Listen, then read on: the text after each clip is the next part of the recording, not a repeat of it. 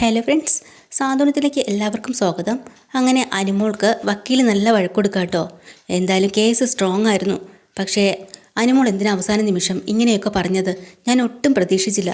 ഇനി കേസ് പിൻവലിക്കാൻ വേണ്ടിയിട്ടായിരുന്നെങ്കിൽ തന്നെ എന്തിനായിരുന്നു ഇത്രയും ദിവസം ഞങ്ങളെയൊക്കെ ഇട്ട് കഷ്ടപ്പെടുത്തിയത്? എൻ്റെ വല്ല ആവശ്യം ഉണ്ടായിരുന്നോ? എന്തായാലും വളരെ മോശമായിപ്പോയി കേട്ടോ. അല്ല, അപ്പോൾ വക്കീലേ എന്നും പറഞ്ഞുകൊണ്ട് അനുനയിപ്പിക്കാൻ വേണ്ടിയിട്ട് ബാലനടുത്തേക്ക് ചെല്ലാണ്. നിങ്ങളൊന്നും പറയേണ്ട ബാലേട്ടാ, എന്നാൽ ഇത് വല്ലാത്ത ചതിയായിപ്പോയി എന്നും പറഞ്ഞുകൊണ്ട് അയാൾ അങ്ങോട്ട് പോവാണ്. അപ്പോൾ നമ്മുടെ അനുമോൾക്ക് ഒരുമാതിരി ആയിട്ടോ. അപ്പോൾ അനുമോൾ പെട്ടെന്ന് തന്നെ അച്ഛനോട് പറയണ, അച്ഛാ ഞാൻ ചെയ്തത് എന്തെങ്കിലും തെറ്റുണ്ടോ അച്ഛാ? മോള് ചെയ്തതിൽ എന്ത് തെറ്റ്? മോള് ശരിയായിട്ടുള്ള തീരുമാനം തന്നെ എടുക്കുള്ളൂ, അതെനിക്ക് മനസ്സിലായി. മോളത് ഇന്നലെ എൻ്റെ കൂടെ പറഞ്ഞിരുന്നല്ലോ എന്നിങ്ങനെ പറയാ. കാരണം പറയാതെ പറഞ്ഞില്ലേ അനുമോൾ രാത്രി തന്നെ ഞാൻ എടുക്കുന്ന തീരുമാനം എന്തായാലും അച്ഛൻ എന്നോടൊപ്പം ഉണ്ടാവണമെന്ന്. അതുകൊണ്ട് ബാലനൊന്നും മിണ്ടാൻ പറ്റുന്നില്ല കേട്ടോ. സാരില്ല, മോള് വിഷമിക്കല്ലേ എന്ന് പറയാം. കുറച്ച് കഴിയുമ്പോഴത്തേക്ക് ആര്യനെ അങ്ങോട്ട് ദേഷ്യം പിടിച്ച് വരുക കേട്ടോ. അനു, നീ എന്താടി കാണിച്ചത്? ആ കേസ് പിൻവലിക്കാൻ വേണ്ടി പറയാൻ നിന്നോട് ആരാ പറഞ്ഞത്? അവന് ശിക്ഷ കിട്ടി, കുറേ ദിവസം അവൻ ജയിലിൽ കിടക്കണമായിരുന്നു. ദുഷ്ടൻ, അവൻ നിന്നോട് ചെയ്തതല്ല നീ ഇത്ര പെട്ടെന്ന് മറന്നോ? അല്ല ഏട്ടാ, അങ്ങനെയല്ല ഞാൻ ഉദ്ദേശിച്ചത്. ഇപ്പോൾ അലോകിന് കുറച്ച് ദിവസം ജയിലിൽ കിടന്നിട്ട് കുറച്ച് മാനസാന്തരമൊക്കെ വന്നിട്ടുണ്ട്. പിന്നെ മാനസാന്തരം വന്നിട്ടുണ്ട്. അത് മാത്രമല്ല, നമ്മളെ കുടുംബത്തെക്കുറിച്ച് കൂടി ഞാൻ ചിന്തിച്ചിട്ടാന്ന് പറയട്ടെ. എന്ത് ചിന്തിച്ചു കുടുംബത്തെക്കുറിച്ച്? അല്ല, ഇന്നലെ നമ്മുടെ മുത്തശ്ശി അമ്മയോട് സംസാരിക്കുന്നത് ഞാൻ കേട്ടായിരുന്നു. അവർ നെഞ്ചു പൊട്ടി തകർന്നു പോകുന്നൊക്കെ പറയണം. അനുമോൾ കേട്ടപ്പോഴേ അനുമോളുടെ മനസ്സ് ചാഞ്ചാടി തുടങ്ങിയാണല്ലോ. അത് ആര്യനോട് പറയാട്ടോ. ആര്യനാണെങ്കിൽ പിന്നെയും ദേഷ്യം. നീ എന്നോട് മേലിൽ മിണ്ടി പോവരുത്. ചെയ്ത് വച്ചിട്ട് നിനക്ക് ആ ലോകിനെക്കുറിച്ച് എന്തെങ്കിലും അറിയോടി?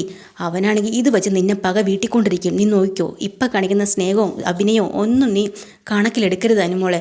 ഇതൊക്കെ അവൻ്റെ അടവാണ്. അവൻ്റെ അച്ഛൻ കൂടെ ഒക്കെ വക്കീൽ പറഞ്ഞു കൊടുത്തായിരിക്കും ഇങ്ങനെ അങ്ങനെ ചെയ്യുന്നത്. അങ്ങനെയല്ല ആര്യം ചേട്ടാ. എനിക്ക് മിത്ര ചേച്ചിയെ നോക്കണമായിരുന്നല്ലോ. മിത്ര എന്തെങ്കിലും നോക്കണമെന്ന്? അങ്ങനെയല്ല, മിത്ര ചേച്ചിയുടെ സഹോദരനല്ലേ. മിത്ര ചേച്ചിക്ക് നല്ല വിഷമാവും. കുടുംബത്തിലെ എല്ലാവരും കൂടെ മനസ്സ് തകർത്തിട്ട് എന്തിനാണിത്? അല്ലെങ്കിലും ആലോക കോടതിയിൽ എല്ലാവരുടെ മുന്നിൽ വെച്ചും കുറ്റം സമ്മതിച്ചല്ലോ, പിന്നെ എന്താ? അപ്പോൾ വീണ്ടും അനുമോൾക്ക് ശരിക്കും വഴക്ക് ആരും ദേഷ്യം പിടിച്ച് കൊടുക്കുകയാണ്. അപ്പോൾ ബാലൻ അവസാനം അടുത്ത് നിന്നിട്ട് പറയും, മതി ആര്യ, അവളെ ഇനി ഒന്നും പറയണ്ട. അവളുടെ സ്വന്തമായിട്ടുള്ള തീരുമാനമല്ലേ എടുത്തത്. അതിന് എന്തെങ്കിലും കാരണം കാണും. നീ മിണ്ടാതിരിക്കുന്ന പറഞ്ഞു നിൽക്കുന്ന സമയത്ത് ആലോകം വക്കീലും അച്ചുവും കൂടെ അകത്തുനിന്ന് ഇറങ്ങി ഇങ്ങോട്ട് വരിക കേട്ടോ. അപ്പോൾ ഉടനെ തന്നെ ഇവരിവിടെ നിൽക്കുന്ന കാരണം അച്യുതൻ പറയാം, വാടാ നമുക്ക് പോവാം എന്നും പറഞ്ഞു പിടിച്ച് വലിച്ചുകൊണ്ട് പോവാം ആലോകിന്. അപ്പോൾ തന്നെ വക്കീൽ പറയണ്ട, അവരുടെ വക്കീലേ, അതെ അച്യുതാ ഒന്ന് നിന്നേ. എടാ ആലോകേ, നീ അവസാന നിമിഷം ഇങ്ങനെയൊരു ട്വിസ്റ്റ് ഉണ്ടാവുമെന്ന് ഒരിക്കലും ഞാൻ വിചാരിച്ചില്ല കേട്ടാ. ശരിക്കും പറഞ്ഞാൽ ആ അനുമോള് അവളാണ് നിന്നെ രക്ഷിച്ചത്. അവളപ്പോൾ കേസ് വേണ്ടാന്ന് പറഞ്ഞത് കൊണ്ട് നീ രക്ഷപ്പെട്ടു. ഇല്ലെങ്കിൽ കുറഞ്ഞത് നീ 10 വർഷമെങ്കിലും അകത്ത് കിടക്കുമായിരുന്നു. മനസ്സിലായോ? ഈ കേസ് എന്തായാലും അങ്ങനെ വരുവുള്ളായിരുന്നു. അത്രയ്ക്ക് സ്ട്രോങ് ആയിരുന്നു അവരുടെ മൊഴിയും കാര്യങ്ങളൊക്കെ.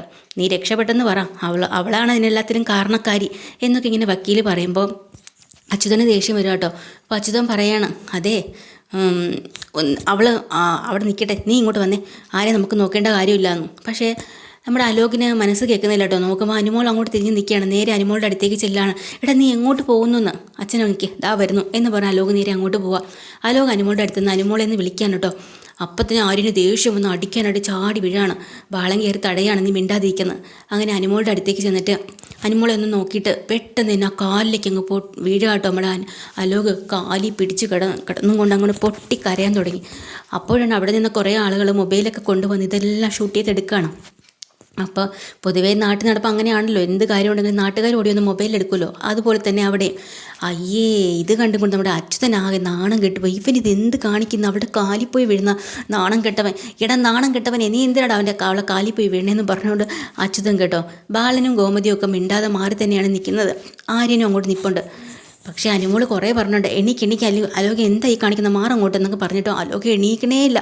കാലിൽ പിടിച്ച് അങ്ങനെ ക്ഷമ ചോദിക്കുക, അനുമോളെ ഞാൻ ചെയ്തതെല്ലാം തെറ്റാണ്, നിൻ്റെ കൂടെ കോടതിയിൽ പറഞ്ഞതെല്ലാം സത്യമാണ്, എന്നോട് നീ ക്ഷമിച്ചെന്ന് പറയണം. പിന്നെ ഞാൻ നിന്നെ ദ്രോഹിച്ചു, നിന്നെ ചതിക്കാൻ വേണ്ടിയിട്ടാണ് ഞാനിങ്ങനെ ചെയ്തത്. പക്ഷേ നീ എന്നോട് കാണിച്ചത് ആത്മാർത്ഥമായിട്ടുള്ള സിൻസിയറായിട്ടുള്ള സ്നേഹമായിരുന്നു. ഞാൻ എൻ്റെ അച്ഛൻ്റെ കൂടെ ചേർന്ന് നിന്ന് വർഷങ്ങൾക്ക് മുമ്പുള്ള പക മുഴുവൻ നിന്നോട് തീർക്കാൻ വേണ്ടി നോക്കി. അതും പോരാഞ്ഞിട്ട് കല്യാണ ദിവസം നിന്നെ ഒരു ദിവസം എൻ്റെ കൂടെ താമസിപ്പിച്ചിട്ട് പിറ്റേ ദിവസം കൊണ്ടുവരുമ്പോൾ നീ ഒരു ദിവസം എൻ്റെ കൂടെ താമസിച്ചവളല്ലേ, അതുകൊണ്ട് കല്യാണം മുടങ്ങി നിൻ്റെ അച്ഛനും അമ്മയൊക്കെ തല താഴ്ത്തി റോഡിലിറങ്ങി നിൽക്കേണ്ട ഗതികേട് വരുമല്ലോ, അങ്ങനെ ആക്കി തീർക്കണം. ഇതൊക്കെയായിരുന്നു എൻ്റെ വാശി. പക്ഷേ നീ സത്യസന്ധമായിട്ടും എന്നോടുള്ള സ്നേഹം കൊണ്ടുമാണ് നീ അന്ന് രാത്രി ആരോടൊന്നും അറിയിക്കാതെ ഇറങ്ങി വന്നത്. പക്ഷേ ഞാൻ എന്നിട്ടും നിന്നെ വെറുതെ വിട്ടില്ല. നിന്നെ ഞാൻ ഒരുപാട് ദ്രോഹിച്ചു. എല്ലാം സത്യം. ഞാൻ കോടതിയിൽ പറഞ്ഞതും സത്യം. വീണ്ടും വീണ്ടും ഞാൻ പറയാണ് നിന്നോട്, ഈ ചെയ്തതെല്ലാം നീ എന്നോട് പൊറുക്കണം. നീ കാരണമാണ് എനിക്കിപ്പോൾ ഇങ്ങനെ ഒരു ജീവിതം കിട്ടിയത്. ഇല്ലെങ്കിൽ ഞാനിപ്പോൾ ജയിലിനകത്ത് കിടന്നേനായിരുന്നു. അല്ലെങ്കിലും ജയിലിലായി ഇരുട്ടും മുറിക്കകത്ത് കിടന്നപ്പോൾ തന്നെ എനിക്ക് പല കാര്യങ്ങളും ബോധ്യമായി. എൻ്റെ അച്ഛനും വല്യച്ഛനും ഒക്കെ ഇഷ്ടം പോലെ പണമുണ്ട്, സ്വാധീനമുണ്ട്, രാഷ്ട്രീയ സ്വാധീനവും മന്ത്രിമാരടുത്തും ഒക്കെ പിടിപാടുണ്ട്. പക്ഷേ ഞാൻ ജയിലിലായപ്പോൾ എന്നെ പുറത്തിറക്കാനൊന്നും ആ പണമോ സ്വാധീനമോ ഒന്നും സഹായിച്ചില്ല. അതോടുകൂടി എനിക്കെല്ലാം മനസ്സിലായി അനുമോളെ. നീ ഒരുപാട് വലിയ കാര്യമാണ് എനിക്ക് വേണ്ടി ചെയ്തത്. പക്ഷേ ഞാൻ നിന്നോട് ഒരുപാട് ദ്രോഹം ചെയ്തു. എനിക്ക് മാപ്പ് തരണമെന്നും പറഞ്ഞുകൊണ്ട് അങ്ങോട്ട് കരച്ചിലും തുഴലും ഒക്കെ കേട്ടോ. അവസാനം നമ്മുടെ അച്യുതനാണെങ്കിൽ നാണം കെട്ട് നാറി ചെന്ന് നിന്നിട്ട്, ഇട നാണം കെട്ടവനെ, നീ ഇതിലും ഭേദം ജയിലിനകത്ത് കിടന്നാൽ മതിയായിരുന്നടാ, നിനക്ക് ശിക്ഷ കിട്ടിയാൽ മതിയായിരുന്നു. ഇവളെ കാലിപ്പോയി വിഴാനും അവളുടെ മുന്നിൽ തൊഴാൻ വേണ്ടി എന്ത് യോഗ്യതടാ ഉള്ളത് അവൾക്ക് എന്നൊക്കെ പറഞ്ഞിട്ട്, അച്ഛാ അങ്ങനെയല്ല അച്ഛാ, അവൾ കാരണമല്ലേ ഞാനിപ്പോൾ പുറത്തിറങ്ങിയത്. ഇല്ലെങ്കിലോ ഇടാ നാണം കെട്ടവനെ, നീ ഇതിലും ഭേദം ജയിലിൽ കിടന്നാൽ മതിയായിരുന്നു. ചുറ്റും നീ നോക്ക്, നീ ഇവിടെ കാണിച്ചു കൂട്ടിയ പ്രവൃത്തികളെല്ലാം ഓരോരുത്തരും മൊബൈലിൽ ക്യാമറയിലൊക്കെ പകർത്തിക്കൊണ്ട് പോകുന്നു. എനിക്കിനി തല ഉയർത്തി നടക്കാൻ പറ്റുമോ? നാണമില്ലാത്തവൻ, ഇങ്ങോട്ട് വാടാ, എന്നോടല്ലടാ വരാൻ പറഞ്ഞത്. ഇനി നീ ക്ഷമയും ചോദിക്കണ്ട, ഒന്നും ചോദിക്കണ്ട, ഇത്രയും പറഞ്ഞിടത്തോളം മതിയായി. എന്നും പറഞ്ഞുകൊണ്ട് അലോകനെ പിടിച്ച് വലിച്ച് വണ്ടിയിൽ കയറ്റിക്കൊണ്ട് നമ്മുടെ അച്യുതൻ പോയിട്ടോ. അപ്പോൾ അനുമോൾക്ക് ഭയങ്കരമായിട്ട് സങ്കടമാവണുണ്ട്. പക്ഷേ ആര്യം പോയി പറയും ഇതെല്ലാം അവൻ്റെ അടവാണ്, കുറച്ച് ദിവസത്തേക്കുള്ളൂ, ഇത് കഴിയുമ്പോൾ അവൻ എന്തായാലും അവൻ്റെ സ്വഭാവം മാറും, അവൻ്റെ അച്ഛൻ അവനെ മാറ്റും, നോക്കിക്കോ എന്നൊക്കെ പറയാൻ കേട്ടോ. ആര്യനെ അറിയാമല്ലോ ശരിക്കും പറഞ്ഞാൽ ഇവരൊക്കെ എന്താ ഏതാന്നൊക്കെ ഉള്ളത്. ഇത് കഴിഞ്ഞ് വീട്ടിൽ വന്നിറങ്ങിയ അച്യുതനാണെങ്കിലോ മോൻ്റെ മുഖത്തേ നോക്കുന്നില്ല കേട്ടോ. രാജശ്രീക്ക് നന്ദിതയ്ക്കും അനന്തിനും അമ്മയ്ക്കും എല്ലാവരും ഉണ്ടല്ലോ അവിടെ, ധർമ്മനും സുകന്യൊക്കെ, അവർക്കൊക്കെ സന്തോഷമാവുന്നുണ്ട് ഇവൻ തിരിച്ചു വന്നതിൽ. പക്ഷെ അച്യുതൻ്റെ മുഖം മാത്രം വാടിയിരിക്കുകയാണ്. അപ്പോൾ രാജശ്രീ പോയി ചോദിക്കുന്നുണ്ട്, എന്താ അച്യുതൻ്റെ മുഖത്തിനൊരു സന്തോഷമില്ലാത്ത? ഒന്നുമില്ല എന്ന് പറയുന്നുണ്ടെങ്കിലും എന്തായാലും രക്ഷപ്പെട്ടല്ലോ എൻ്റെ മോൻ. എനിക്കല്ലെങ്കിലും അറിയായിരുന്നു കേസ് ജയിക്കുമെന്ന്, അത് ഞാൻ പ്രാർത്ഥിച്ചിരുന്നു എന്നൊക്കെ രാജശ്രീ അങ്ങ് വീയും വിളക്കും കേട്ടോ. അപ്പം തന്നെ പെട്ടെന്ന് അച്യുതൻ പറയാം, മതി സംസാരിച്ചത്, കേസും കുന്തമൊന്നും ജയിച്ചിട്ടല്ല ഇവൻ പുറത്തേക്ക് ഇറങ്ങിയത്. പിന്നെ എങ്ങനെ ഇറങ്ങി? അനുശ്രീയുടെ അനുകമ്പ കൊണ്ടാണ് അവൻ പുറത്തേക്ക് ഇറങ്ങിയത്. അനുശ്രീയുടെ അനുകമ്പ കൊണ്ടോ? അതെങ്ങനെ? അവൾ ഔദാര്യം കാണിച്ചു. അതാ ഞാൻ ചോദിക്കുന്നത്, എങ്ങനെ കാണിച്ചു എന്ന്. അവൾ കേസ് പിൻവലിക്കുകയോ? എൻ്റെ മോൻ്റെ ഭാഗത്ത് തെറ്റില്ല, അതുകൊണ്ടായിരിക്കും അവൾ കേസ് പിൻവലിച്ചത്. അങ്ങനെയല്ല, നിൻ്റെ മോൻ തന്നെ അവിടെ നിന്ന് കുറ്റങ്ങളെല്ലാം ഏറ്റു പറഞ്ഞിട്ടുണ്ട് കോടതിയുടെ മുന്നിൽ വെച്ചിട്ട്. അയ്യോ, എന്തിനടാ നീ അങ്ങനെ ചെയ്തത്? അങ്ങനെയാണ് മോൻ ചെയ്തത്.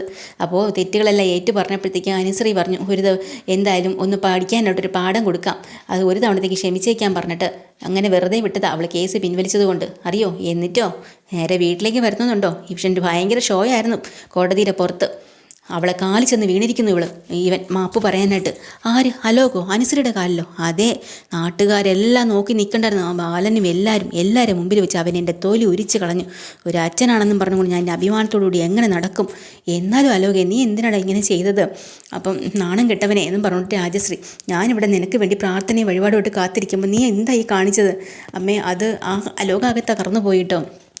അപ്പോൾ പെട്ടെന്ന് തന്നെ അമ്മയും പറയുന്നുണ്ട്, നീ ഇപ്പം അതൊന്നും പറയേണ്ട കാര്യമില്ല, എന്തൊക്കെ തന്നെയായാലും ഒരാളുടെ ഔദാര്യത്തിലാണെങ്കിലും അല്ലെങ്കിലും അവൻ തെറ്റ് ചെയ്തവനല്ലേ, ഒരുപക്ഷെ ശിക്ഷ കിട്ടി അകത്ത് പോയിരുന്നെങ്കിലോ അതിലും ഭേദമല്ലേ ഇപ്പം ഇത്. പിന്നെ അവളെ കൈയും കാലും പിടിച്ചിട്ടാണ് അവനത് വേണ്ടതെന്നും പറഞ്ഞുകൊണ്ട് രാജശ്രീ വിട്ടുകൊടുക്കണില്ല കേട്ടോ. പക്ഷേ എടാ, നിനക്ക് എങ്ങനെയായി മനസ്സിങ്ങനെ ആയത്? നീ എന്താടാ ഇങ്ങനെ ആയതെന്നൊക്കെ പറഞ്ഞുകൊണ്ട് നമ്മുടെ രാജശ്രീ ഭയങ്കര പ്രശ്നത്തിലാട്ടോ. പക്ഷേ അനന്തം വന്ന് അടുത്ത് നിന്നിട്ട് പറയാം, രാജശ്രീ അവനിപ്പോൾ ഒരു കുഴപ്പമില്ല, ജയിലിൽ കുറച്ച് ദിവസം കിടന്നതിൻ്റെ ഒരു മാനസാന്തരമൊക്കെ അവന് ഉണ്ട്.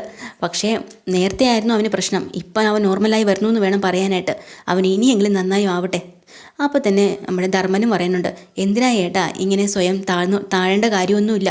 അനുസരി അങ്ങനെ ഒരു അനുഭവം കാണിച്ചെങ്കിൽ നല്ല കാര്യം തന്നെയാണ്, അതിലിപ്പോൾ നാണക്കേട് വിചാരിക്കേണ്ട കാര്യമൊന്നുമില്ല. അലോകെ, നീ ഇനിയെങ്കിലും നല്ലവനായി ജീവിക്കടാ എന്നും പറഞ്ഞിട്ട് ധർമ്മൻ അവിടെ നിന്ന് അങ്ങോട്ട് പോവാണ് കേട്ടോ. അമ്മയ്ക്കും വലിയ സന്തോഷമായി കൊച്ചുമോൻ തിരിച്ചു വന്നതുകൊണ്ടേ.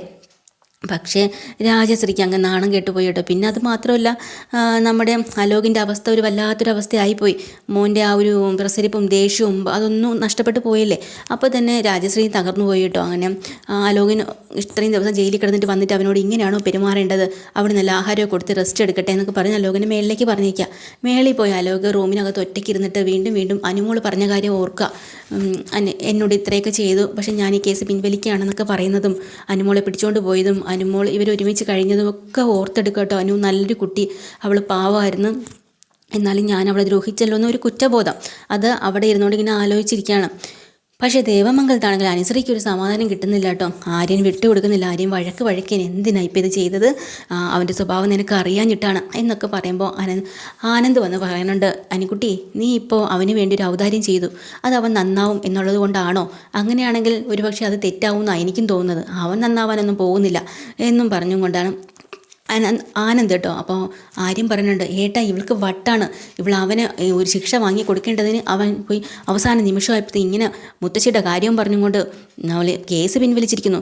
അവൻ ഇന്ന് നോക്കിയോ നിൻ്റെ പുറകെ നടന്ന് ടോർച്ചർ ചെയ്തുകൊണ്ട് നടക്കും, അതാണ് അപ്പം നീ അനുഭവിക്കും, ഞാൻ ഈ പറഞ്ഞത് നോക്കിയോ. ഇതെല്ലാം കേട്ടും കൊണ്ട് ഗോമതിക്ക് ദേഷ്യം വരും കേട്ടോ. ഗോമതി ഓടി വന്നിട്ട് പറയാം, മതി നിർത്ത്, എന്തിനാ ആര്യ കുറേ സമയമായാലും നീ അവളെ ഇട്ട് ഇങ്ങനെയൊക്കെ പറയുന്നു, ഇനി മേൽ അവളോട് ഒരു അക്ഷരം മിണ്ടി പോകരുത്.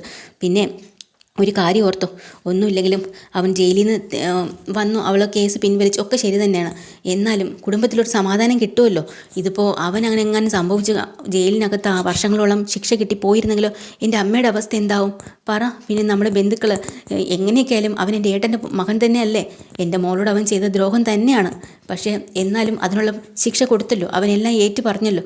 അതുകൊണ്ട് വെറുതെ എന്നെ അനുമോളായിട്ട് ബുദ്ധിമുട്ടിപ്പിക്കരുത്. അവൾ ചെയ്ത തെറ്റായിട്ടുള്ള തീരുമാനമല്ല, അവളെടുത്ത നല്ല തീരുമാനം തന്നെയാണ് എന്നൊക്കെ ഇങ്ങനെ പറയാട്ടോ. ഇന്നത്തെ എപ്പിസോഡിൽ ഡീറ്റെയിൽഡ് എപ്പിസോഡ് വീണ്ടും വരാം. ചാനൽ ഇഷ്ടമായി ലൈക്ക് ചെയ്യുക, സബ്സ്ക്രൈബ് ചെയ്യുക. താങ്ക്